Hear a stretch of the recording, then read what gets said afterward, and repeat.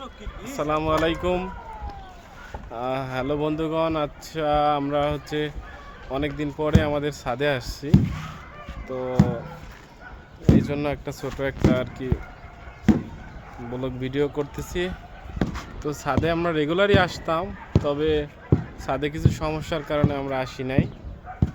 তো সেটা ছাদে প্রচণ্ড গন্ধ ছিল, কারণ বর্ষা ছিল। একদিকে ছিল বর্ষা, অন্যদিকে ছাদে হাঁস, মুরগি, কবুতর, তারপর গরু, ছাগল, প্রচুর কিছু চাষাবাদ করছিল এই জায়গায়। তো এই জন্য বিভিন্ন রকমের গন্ধ ছিল, তো এই জন্য আমরা আসি নাই। তো আজকে আসলাম, তো একটা ভিডিও করতেছি। ছোটোখাটো একটা ফার্ম আর কি। আমার ছোট ভাই শ্যালক, আর এই আমার প্রেমিক পুরুষ মাহফুজুর রহমান জন্টু। তার মনে ইদানিং খুবই প্রেম জাগে আর কি। আমি প্রেমহীন মানুষ, আমার মনে কোনো প্রেম নাই। তো বন্ধুগণ, এই ছাদে আসার সবচেয়ে বেশি ভালো লাগে আমাদের ছাদের আকাশ। এখান থেকে আকাশটা দেখতে অনেক সুন্দর। সামনের ক্যামেরা তেমন ভালো আসতেছে না, তো অনেকদিন পর ছাদে আসলাম। তো এই ছাদ থেকে আমাদেরকে চলে যেতে হবে, কারণ এখানে কিছু সমস্যার কারণে আমরা বাসাটা ছেড়ে দিচ্ছি।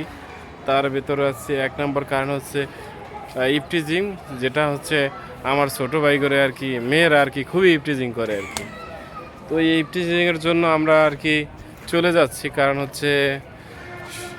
এখন তাদেরকে তাদের বিবেক, তাদের বাপ মা কিভাবে তাদেরকে বানাইছে সেটা জানি না।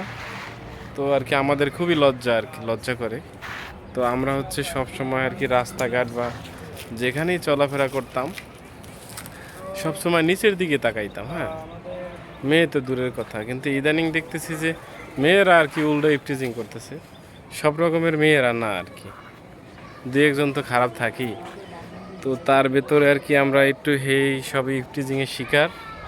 তো এই জন্য আমরা এই জায়গা থেকে চলে যাব, কারণ আমরা কোনো ঝামেলা চাই না। ঠিক আছে, যদিও আমার কোনো সমস্যা নেই, কারণ মোর বউ আছে।